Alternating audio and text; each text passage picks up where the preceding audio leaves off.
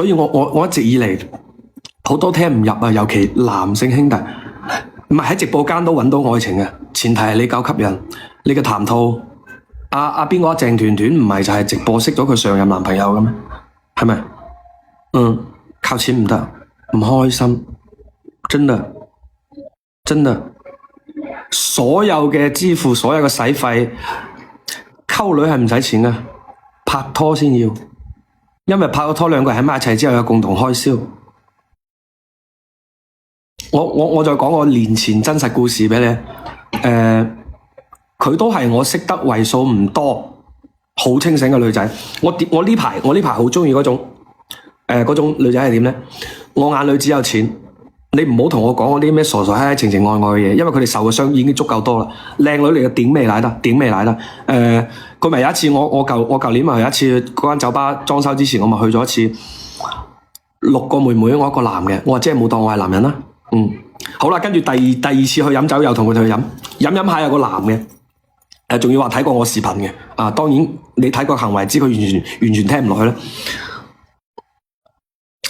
飲下掹個包出嚟，即係送個包俾佢。你有睇我視頻？跟住到最後都溝唔到，嗰妹妹仲要講咗句，使幾萬蚊想溝我，最後好似係16萬定係13萬定製咗條頸鏈，搞掂咗啦。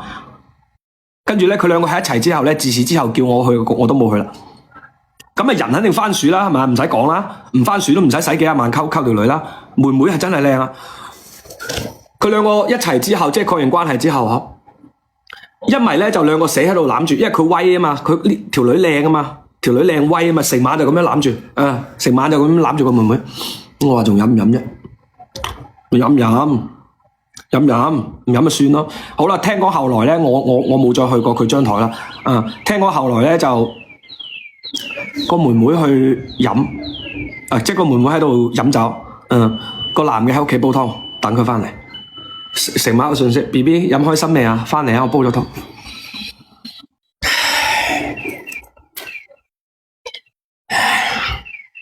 仲話有睇我直播，可能有睇嘅，一句都聽唔入。然之後我講多句俾你聽，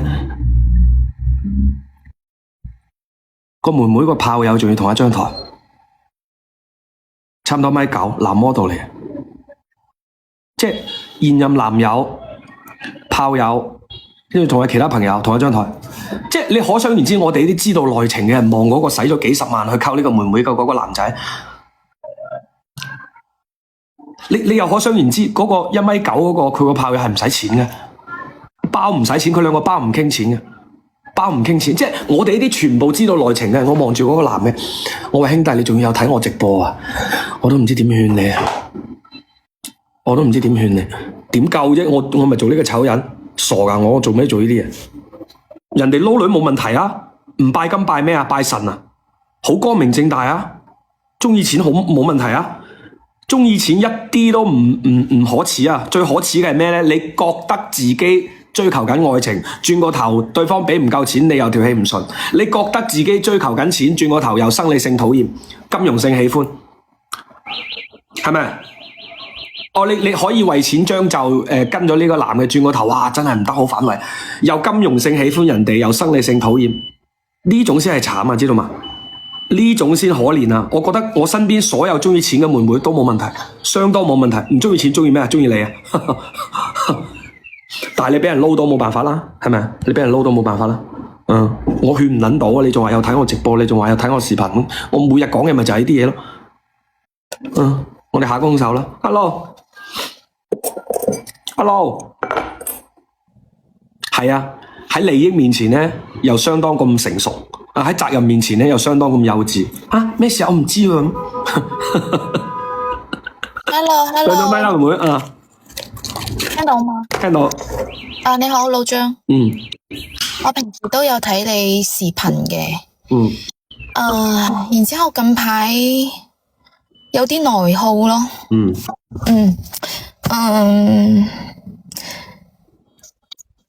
我嘅故事係咁樣子嘅。我有家庭嘅，然之後呢，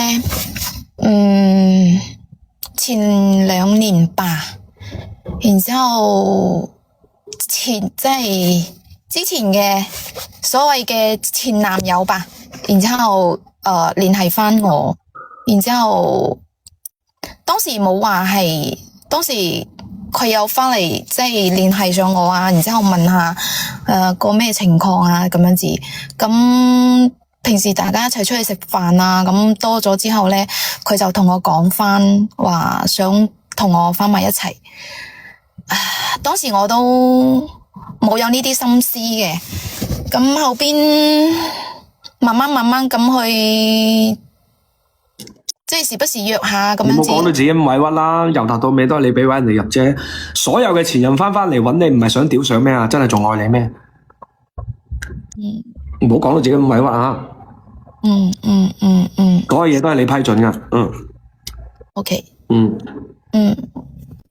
然之後後邊就即係有一次大家出去飲酒啦，然之後就又好翻啦。咁呢2年嚟，即係話佢真係想同我埋一齊，願意我同佢過埋後邊嘅即係下半生咁子啦。咁你喺佢面前所有價值就只有你個陰道。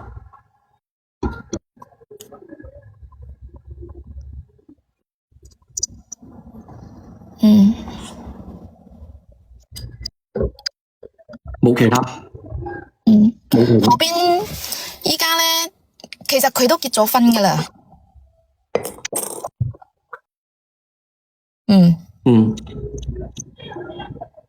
即係佢後邊我又問佢翻嚟搵我個原因係咩，咁佢就話就話係同佢依家個老婆過得唔開心。我都然之後話覺得我先係佢最中意嘅。你應該反問佢，咁你可唔可以唔屌啊？如果你唔屌，我就真係信你中意我啦。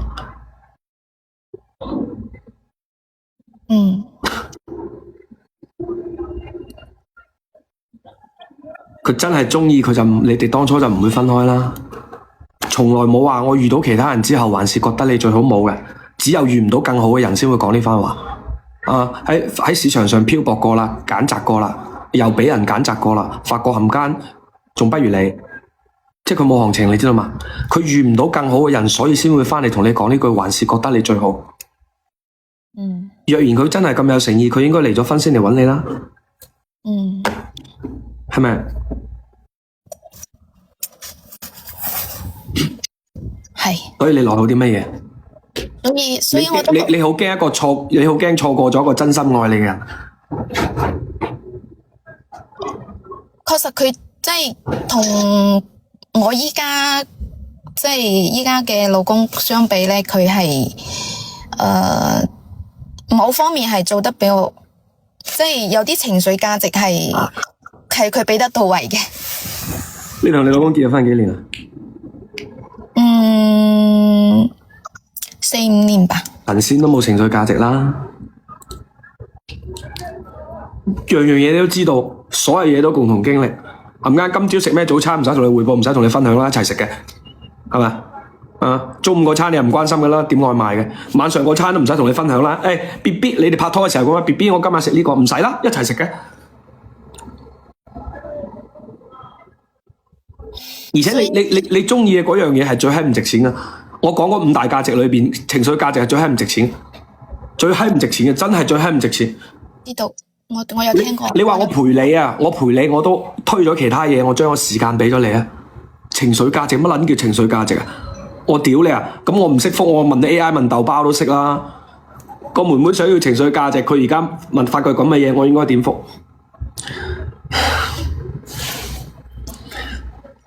咁我依家好內耗，所以你內耗啲乜嘢？你話俾我聽。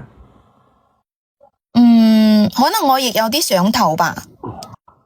然之後我話俾你聽，一個有行情嘅男人 ，OK， 結婚之後想偷食，應該係揾新嘅，揾未屌過嘅，而唔係揾翻前度。佢揾前度得個原因，你順攤，你機會大。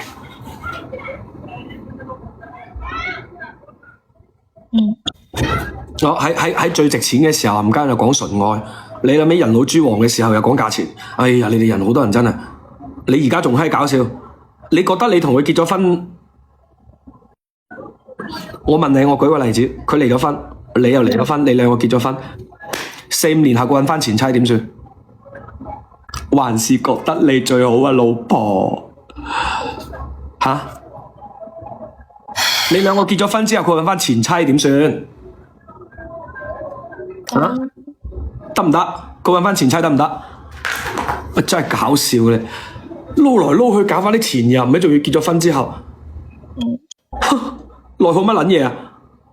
哦，你結婚4、5年啦，又翻去個前妻講，我早知唔同你離婚啦 ，BB 老婆，對唔住啊！其實我有時候唔好啊。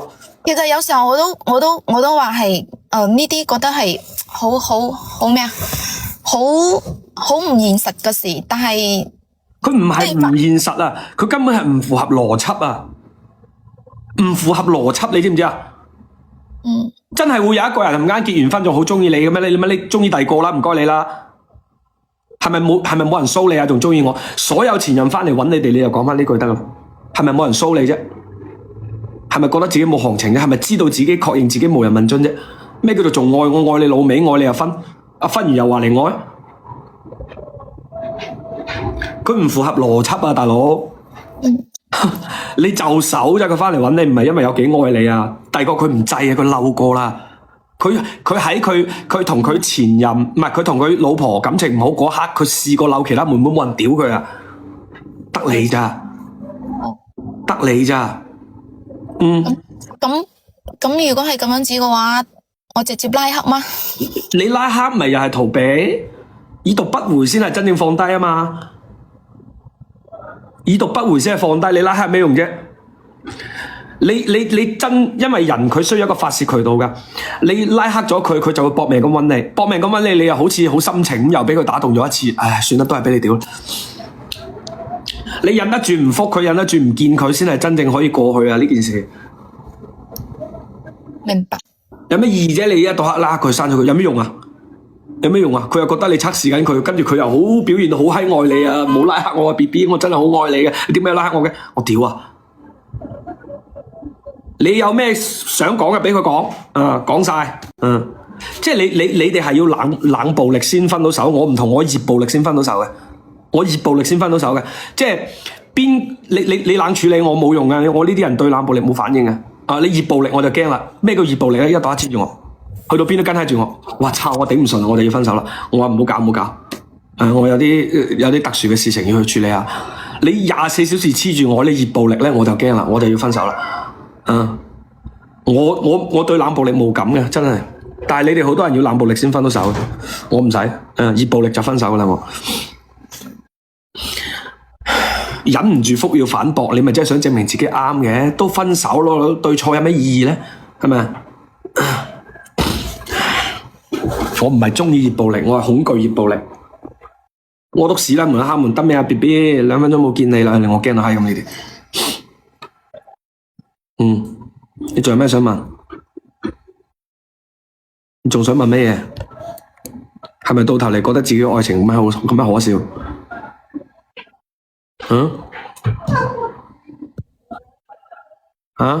你又睇得出你真係有啲內耗啊，唔出聲。係啊。冇咩好內耗啊，好可笑啊！呢啲唔係愛情，呢啲唔係愛情。明白。當你覺得內耗嘅時候，對方嚟演戲。OK。兩個人係唔會同時相愛嘅，知道嗎？當你覺得內耗嘅時候，當你急於想去證明愛嘅時候，對方喺度演戲。OK。因為如果佢真係愛你嘅話，內耗嗰個應該係佢。明白嗎？明白啦。狠心啲啊！有時候我覺得我自己都心軟。佢同狠心冇關係，你係明白咗呢樣嘢，並且相信佢唔愛你呢件事。OK。並且確認佢唔愛你，因為真正去愛一個人唔係咁嘅。佢如果真係咁深情，真係咁掛住你，真係咁仲放唔低你，佢唔會晾住屎忽吊頸。咩叫做晾住屎忽吊頸咧？我先唔離婚，哪怕我同我老婆相處得唔好，我先唔離婚，因為萬一唔得咧，我離佢未離婚，佢又唔敢離，佢又唔捨得離住，佢喺已婚嘅狀態下翻嚟同你講，仲放唔低你，因為佢唔知你應唔應承啊嘛。真正嘅愛，真正愛你係點啊？哇死啦，好後悔，冚家點解會娶咗呢件閪嘢？點解我要將咁好嘅女仔？點解我要將咁好嘅女仔分咗手？佢會先離婚，佢做好晒所有準備，再出現喺你面前 ，BB 我真係中意你，而且我已經做好晒所有迎接你嘅準備，而唔係咁樣晾住屎忽吊頸，一定唔係愛，一定唔係因為愛你。明白。我再講翻嗰一次，佢揾翻你係因為你個陰道，冇其他器官。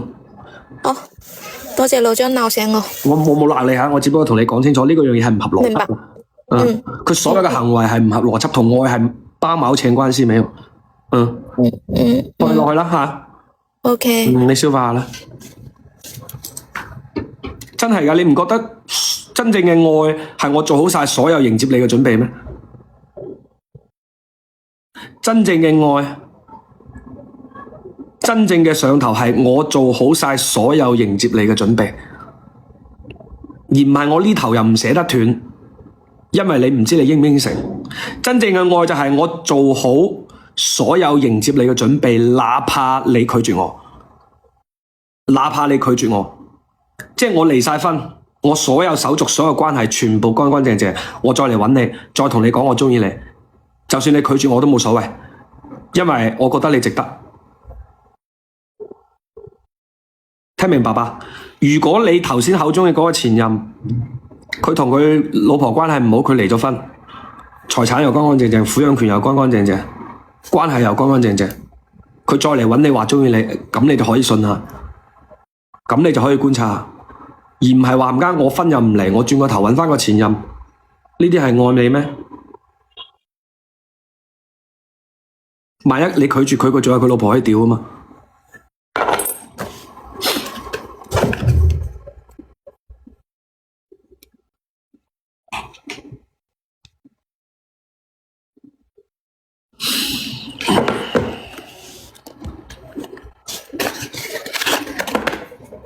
情人借錢要唔要斷？舊年有一個唔係粉絲嚟嘅，有一個唔係粉絲嚟嘅，係點識嘅呢？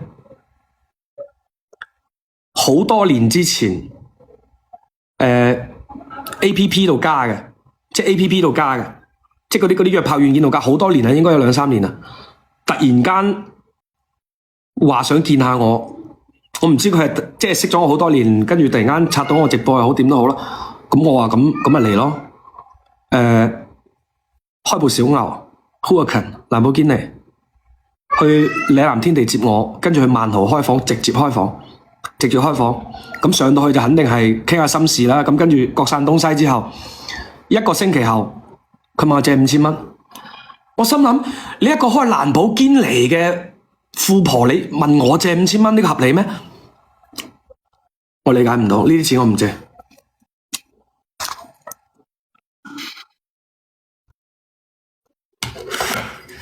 好閪神奇！你開部小牛，冚家問我借5000蚊，我屌你！我理解唔到，我就肯定冇錢大晒噶啦，唔係傾偈啫，主題係傾偈啫。咁你冇理由為咗見我專登租部小牛噶係嘛？本身我自己係做車嘅，呢啲人唔會有額外賦能嘅，可能傾得時間耐啲咯。應該唔係租，因為咧佢一路開車一路訂房嘅時候，佢真係萬豪嘅會員嚟嘅，真係萬豪會員嚟嘅，直接係幫佢升咗套房嘅。但我唔知點解佢問我借5000蚊，我仲反問翻佢，咁即係點啊？算嫖資啊？算嫖資啊？啊？咁點解咁閪滯後嘅？唔係一手交錢一手交閪咁？哦，唔係傾偈啫，我哋傾偈啫，即係我問佢，即係點啊？算嫖資啊？我要俾翻諮詢費你，唔合理啊！你開部蘭博基尼都唔值5000吧？